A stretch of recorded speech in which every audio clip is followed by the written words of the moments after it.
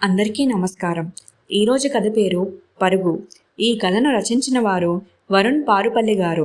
ఈ కథ 2022 మేలో ఈనాడులో ప్రచురితమైనది. ఇక కథలోకి వెళితే, అది జనవరి నెల చివరి శనివారపు ఉదయం 11 గంటలు. మాదాపూర్లోని ఒక మాల్. పోర్టికో కార్ దిగి, గంట తర్వాత ఫోన్ చేస్తాను, వచ్చి బ్యాగ్స్ తీసుకెళ్ళు అని డ్రైవర్తో చెప్పి పర్స్ తీసుకుని లోపలికి నడిచాను. అప్పుడప్పుడే జనసంచారం మొదలవుతుంది. ఇంకా కొన్ని దుకాణాలు తెరవలేదు కూడా.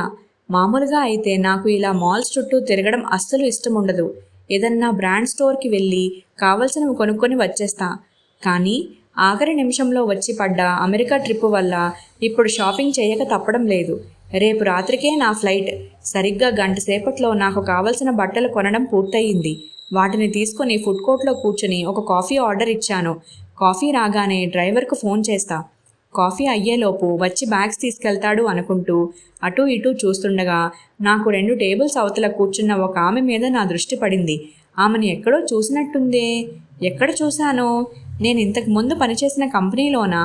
కాదు, బహుశా అంతకంటే ముందు. కొంపదీసి మైథిలి కాదు కదా? మైథిలి గుర్తుకు రాగానే ఏదో అలజడి. ఇద్దరం వరంగల్లో పీజీ కలిసి చదువుకున్నాం. నేను హనుమకొండలో పుట్టి పెరిగాను. తను ఏదో పల్లెటూరు నుంచి వచ్చింది. మా డాడీ బ్యాంక్ మేనేజర్, వాళ్ళ నాన్న ఒక సాధారణ రైతు. పీజీలో చేరిన కొత్తలో దానికి సరిగ్గా ఇంగ్లీష్ మాట్లాడడం కూడా వచ్చేది కాదు.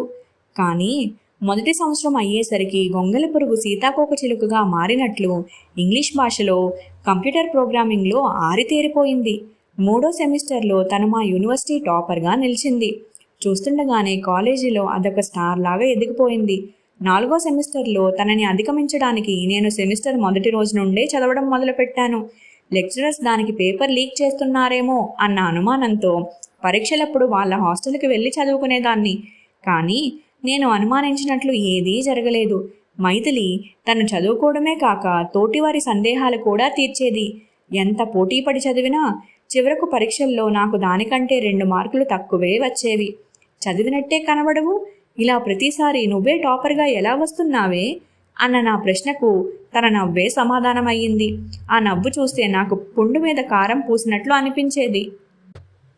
టౌన్లో ఒక ధనవంతుల కుటుంబంలో పుట్టి పెరిగిన నన్ను కేవలం ఒక సాధారణ కుటుంబం నుండి వచ్చిన పల్లెటూరి మొద్దు దాటేయడమేంటి అని నాకు చాలా అసహనంగా ఉండేది. మా పీజీ పూర్తయింది. మాలో చాలామందికి క్యాంపస్ ఇంటర్వ్యూలలో ఉద్యోగాలు వచ్చాయి. నాకు, మైథిలికి ఒకే రోజు ఉద్యోగం వచ్చింది. కాకపోతే వేరే వేరే సంస్థల్లో. ఆ తర్వాత ఇదే దాన్ని చూడడం. అసలు అక్కడ కూర్చున్నది నిజంగా మైథిలియేనా? పిలిచి చూద్దాం, తనే అయితే పలుకుతుంది కదా అనుకుంటూ మైథిలి అన్నాను. ఆ పిలుపు విని ఆమె తల తిప్పి నా వైపు చూసింది.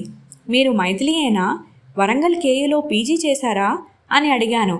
దానికి ఆమె, అవును, మీరు? సారీ, ఎక్కడో చూసినట్టుంది కానీ గుర్తు రావడం లేదు, ఏమనుకోకండి అని అంది. నేను గౌతమిని. నువ్వు పీజీలో నా క్లాస్మేట్వి. నా సమాధానం వినగానే టక్కున లేచి నా టేబుల్ దగ్గరకు కుర్చీ లాక్కొని, గౌతమి నువ్వా? ఎన్నాళ్ళయింది నిన్ను చూసి? పీజీ తర్వాత మనం కలవలేదు కదా? ఎక్కడుంటున్నావు? ఎలా ఉన్నావు? ఏం చేస్తున్నావు? ఇక్కడేంటి అంటూ ప్రశ్నల వర్షం కురిపించింది మైథిలి. ఇక్కడే జూబ్లీహిల్స్లో, రోడ్ నెంబర్ 74. మొన్ననే 5 బెడ్రూమ్ విల్లా కొన్నాం. నేను గచ్చిబౌలిలో ఐటీ కంపెనీలో డైరెక్టర్గా వర్క్ చేస్తున్నా. నా కింద 150 మంది పనిచేస్తారు. ఇక మా వారు సొంతంగా కంపెనీ పెట్టారు. ఏడాదికి 100 కోట్ల టర్నోవర్. రేపు సాయంత్రం యుఎస్ వెళ్తున్నాను. దానికోసం షాపింగ్ చేయడానికి వచ్చాను. ఇక ఫ్యామిలీ విషయానికి వస్తే 2 పిల్లలు. బాబు 7th చదువుతున్నాడు, పాప 9th. ఇద్దరూ సౌత్ ఇండియాలోనే బెస్ట్ బోర్డింగ్ స్కూల్లో చదువుతున్నారు. చేతి నిండా డబ్బు, ఉద్యోగంలో సక్సెస్, ఏ బాధరాబందీ లేని జీవితం. ఇంతకంటే ఏం కావాలి చెప్పు అని తన స్పందన కోసం తన ముఖంలోకి చూసా. తను నిజంగానే సంతోషిస్తున్నట్లు, super, I'm very happy for you అని అంది. ఇంతలో కాఫీ వచ్చింది. ఇంకొక కాఫీ మైథిలి కోసం ఆర్డర్ ఇవ్వపోతే తను వద్దు అని అంది. కాఫీ సిప్ చేసి, సరే కానీ నీ సంగతేంటి? పొద్దున్నే మాల్లో న్యూస్ పేపర్ తిరిగేస్తున్నావు. నువ్వు షాపింగ్కి వచ్చావా అని అడిగాను.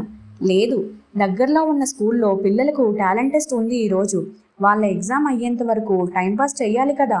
మాల్ అయితే ఫ్రీ వైఫై ఉంటుందని ఇలా వచ్చా. కన్ను గీటింది మైథిలి. ఓ నైస్, మీ పిల్లల పుణ్యమా అని మనం కలుసుకున్నాం. పీజీ తర్వాత ఎవరి దారిన వాళ్ళు వెళ్ళిపోయాం. మనం ఒకరి పెళ్ళికి ఒకరు కూడా రాలేదు. మన వాళ్ళు ఇంకెవరన్నా టచ్లో ఉన్నారా? పీజీ తర్వాత ఎవ్వరూ కలవలేదు. కాకపోతే ఈ మధ్య వాట్సాప్ పుణ్యమా అని కొందరు టచ్లోకి వచ్చారు.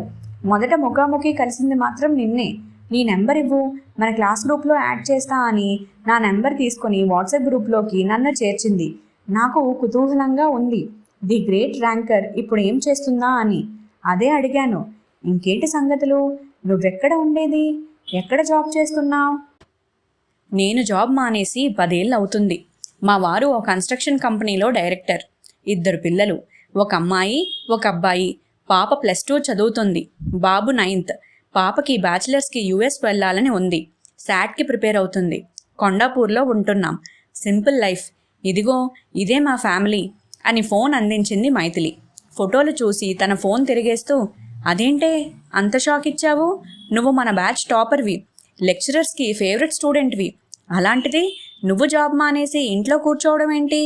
ఆశ్చర్యపోతూ అడిగాను. అలాంటిదేం లేదు, నీకు తెలుసు కదా, పీజీ అవుతూనే క్యాంపస్ సెలక్షన్లో ఉద్యోగం వచ్చింది. పెళ్లికి ముందు 3 సంవత్సరాలు, ఆ తర్వాత 5 ఏళ్ళు ఉద్యోగం చేశాను. బాబు పుట్టాక ఉద్యోగం మానేసి ఇంట్లోనే ఫుల్ టైం అమ్మ జాబ్ చేస్తున్నా. ఇప్పుడు పిల్లలు కొంచెం పెద్దవారయ్యారు, వాళ్ళ పనులు వాళ్ళు చేసుకోగలరు. అందుకే సాయంత్రం మా కాలనీ పిల్లలకు ట్యూషన్స్ చెప్తున్నా. అది సరే గాని మీ ఫ్యామిలీ ఫోటోలు చూపించవా? తన మాటలకు నాలో అహం కొంచెం శాంతించింది. ఇప్పుడు నా వైభవం తనకు చూపించే అవకాశం దొరికింది అని లోపలే సంతోషిస్తూ, తప్పకుండా ఇదిగో చూడు అని ఫోన్ లాక్ తీసి తనకు అందించాను. గ్యాలరీలో ఉన్న ఫోటోలు చూసి, అదేంటి గౌతమి, ఒక్క ఫోటోలో కూడా మీ ఫుల్ ఫ్యామిలీ లేదు, ఒక దానిలో నువ్వు లేకపోతే ఇంకో దానిలో మీ వారు లేరు, పిల్లలిద్దరూ కలిసిన్నవి కూడా చాలా తక్కువ ఫోటోలు ఉన్నాయి, చాలా వరకు సింగిల్ ఫోటోలే ఉన్నాయి, ఎందుకలా? ఫోన్ నాకు అందిస్తూ అడిగింది మైథిలి. ఓ అదా, ఏం లేదు, మా పిల్లలిద్దరూ బోర్డింగ్ స్కూల్స్లో చదువుతున్నారు కదా, నాకు మా వారికి వర్క్తో క్షణం తీరిక ఉండదు. ఆయన బిజినెస్ మీద, నేను ఉద్యోగరీత్యా ఎప్పుడూ ట్రిప్పుల మీదే ఉంటాం. పిల్లలకు సెలవులు వచ్చినప్పుడు మాత్రం మా ఇద్దరిలో కనీసం ఒకరు ఇంట్లో ఉండేలా ప్లాన్ చేస్తాం. ఇక పిల్లలు కూడా వేరువేరు తరగతులు, వేరువేరు స్కూల్స్ కాబట్టి వాళ్ళిద్దరికీ కూడా కలిసుండే సమయం తక్కువ.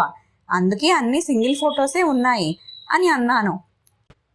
అంతలోనే ఇదేంటి, నేను దానికి సంజాయిషి ఇస్తున్నాను అనుకుని సర్దుకుంటూ, పిల్లల్ని ఒక వయసు తర్వాత స్వతంత్రంగా ఉండనివ్వాలి, అప్పుడే వాళ్లకు బాధ్యత అలవాటవుతుంది.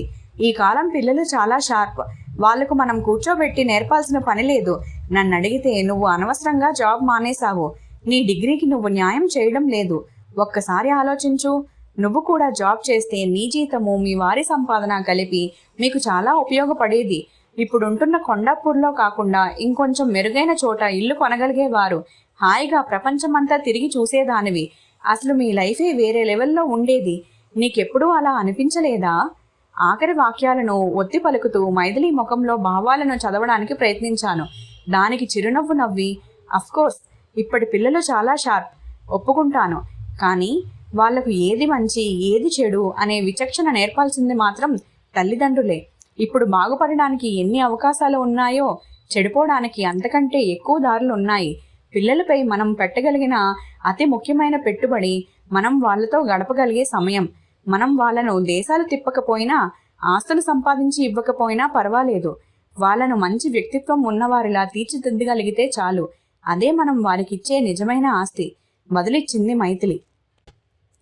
ఇవన్నీ కాదే, నీలా టాలెంట్ ఉండి జాబ్లో గ్యాప్ వచ్చిన ఆడవాళ్లకు మా కంపెనీలో మేము ప్రత్యేకంగా జాబ్స్ ఇస్తాం, సెకండ్ ఛాన్స్ లాగా. నువ్వు కావాలంటే ఇంటర్వ్యూ కూడా లేకుండా నిన్ను తీసుకుంటా.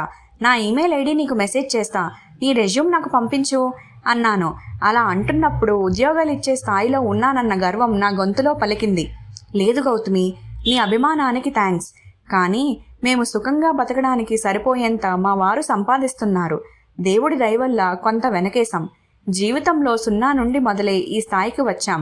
ఇక పిల్లలు వారికి నచ్చింది చేయగలిగేలా మేము సపోర్ట్ చేయగలిగితే చాలు అంటూ తను సున్నితంగా తిరస్కరించింది. ఇదేంటి, నా ఆస్తి హోదా చూపించి దాన్ని చిన్నబుచ్చాలనుకుంటే అది అసలు ఏమీ పట్టనట్లు ఇంత కూల్గా ఉందేంటి? కౌచ్లో కూర్చున్న నాకు ఉన్నట్టుండి ముళ్ళ మీద కూర్చున్నట్లు అనిపించింది. ఫోన్ తీసి డ్రైవర్కు డయల్ చేశా. లైన్ కలవలేదు. మళ్ళీ ప్రయత్నించి కలవకపోయేసరికి విసుగ్గా పెట్టేశాను. ఏమైంది గౌతమి? ఎవరికి ఫోన్ ట్రై చేస్తున్నావు? మా డ్రైవర్కి షాపింగ్ అయ్యాక ఫోన్ చేస్తా బ్యాగ్స్ తీసుకెళ్ళడానికి రమ్మని చెప్పాను. ఎక్కడ చచ్చాడో ఏమో, ఫోన్ కలవడం లేదు. విసుక్కున్నా. సెల్లార్లో ఉన్నాడేమో, సిగ్నల్ ఉండి ఉండదు. కాసేపు ఆగి మళ్ళీ ట్రై చేయి అనునయంగా చెప్పింది మైథిలి. సరే, ఇక అదే చెయ్యాలి. నాకు దేనికోసమైనా ఎవరికోసమైనా ఎదురు చూడడం అంటే పరమ చిరాకు. చురుగ్గా అని మళ్ళీ డ్రైవర్కు ఫోన్ చేశా. ఈసారి కలిసింది. ఫోన్ ఎత్తగానే ఎక్కడున్నావు? 1/2 గంట నుంచి నీకు ట్రై చేస్తున్నా. రా, ఫుడ్ కోర్ట్కి వచ్చి బ్యాగ్స్ తీసుకెళ్ళు అని చెప్పి పెట్టేశా. 5 నిమిషాల తర్వాత, మేడం, పిల్లల పరీక్ష అవ్వలేదా ఇంకా అని మా డ్రైవర్ గొంతు వినిపించింది. నేను చూసేసరికి అతడు వచ్చి మైథిలిని పలకరిస్తున్నాడు. లేదు వెంకట్, ఇంకో 1/2 గంట ఉంది. 1 గంట దాకా కదా, అయ్యాక నేను పిల్లల్ని తీసుకొని ఇంటికి వెళ్తాను. అన్నట్టు నువ్వేంటిక్కడా అడిగింది మైథిలి. నేను పనిచేసేది గౌతమి మేడం దగ్గరే. మీ ఇద్దరికీ ముందే పరిచయం ఉందా అని ఆశ్చర్యపోతూ అడిగాడు. మేమిద్దరం ఫ్రెండ్స్లే. ఇదిగో ఈ బ్యాగ్స్ తీసుకెళ్ళు అని విసుగ్గా చెప్పాను. సరే మేడం, మిమ్మల్ని సాయంత్రం కలుస్తా అని మైథిలికి చెప్పి నా దగ్గర ఉన్న సామాన్లు అందుకొని వెళ్ళిపోయాడు మా డ్రైవర్ వెంకట్. నా అమెరికా ట్రిప్ అయ్యాక ఒకసారి కలుద్దామని మైథిలికి చెప్పి అక్కడి నుండి బయటపడ్డాను. కారు ఎక్కి కూర్చున్నానే కానీ నా ఆలోచనలు మైథిలి చుట్టే తిరుగుతున్నాయి. కొంచెం దూరం వెళ్ళగానే వెంకట్, మేడం, మైథిలి మేడం మీకు ముందే తెలుసా అని అడిగాడు. తెలుసు, మేమిద్దరం క్లాస్మేట్స్. తను నీకెలా తెలుసు? తిరిగి అడిగాను. మా ఆవిడ వాళ్ళ ఇంట్లో పనిచేస్తుంది. వైట్ ఫీల్డ్స్లో పెద్ద విల్లా వాళ్ళది. సారు మేడం చాలా మంచివారు. వారి చేతికి ఎముక లేదు. మా 2 ఆడపిల్లలు బాగా చదువుతారు. అది గమనించి వాళ్ళ స్కూల్ ఫీజులు మైథిలి మేడమే కట్టి చదివిస్తున్నారు. ఇవాళ ఏదో టెస్ట్ ఉందంట. వాళ్ళ బాబుతో పాటు మా పిల్లల్ని కూడా తీసుకొచ్చి రాయిస్తున్నారు. మేడం ఇంతకు ముందు పెద్ద కంపెనీలో ఉద్యోగం చేసేవారు. కానీ తర్వాత పిల్లల కోసం మానేశారు. 5 సంవత్సరాల నుండి అదేదో NGO అట. దాని తరపున ఎన్నో సేవా కార్యక్రమాలు చేస్తున్నారు. ఏదో అవార్డు వచ్చిందని మేడం ఫోటో ఈరోజు పేపర్లో కూడా వేశారు. ఇదిగో చూడండి అంటూ తన పక్కన ఉన్న పేపర్ నాకు అందించాడు. ఆ వార్త చివరి పేర మైథిలి మాటల్లో, జీవితం అనేది పరుగు పందెం కాదు. మనం ఎవరితోనూ పోటీ పడి పరిగెత్తనక్కర్లేదు. ఎందుకంటే ఎవరి పరుగు వారిదే. మనకు ఉన్న దాంట్లో పక్కవారికి సహాయపడాలి. ఇవ్వడంలో ఉన్న ఆనందం దాచుకోవడంలో ఉండదు. ఆ ఆఖరి వాక్యం చదివిన నాకు ఎవరో చల్లున చరిచినట్టు అనిపించింది. 22 సంవత్సరాల క్రితం నా పరుగు పందెం మొదలుపెట్టాను. కానీ విచిత్రంగా ఆ పందెంలో నేనొక్కదాన్నే పరిగెడుతున్నాను. అందులో పోటీ అనుకున్న మైథిలి ఎప్పుడూ పరిగెత్తలేదు. ఇంతకీ ఈ పరుగులో నేను గెలిచానా, ఓడానా? ఇంతటితో ఈ కథ ముగిసింది. ఇలాంటి మరెన్నో మంచి మంచి కథల కోసం ఛానల్ని సబ్స్క్రైబ్ చేసుకోండి. మీరేమన్నా కథలు వినాలని అనుకుంటే కమెంట్ చేసి తెలియజేయండి.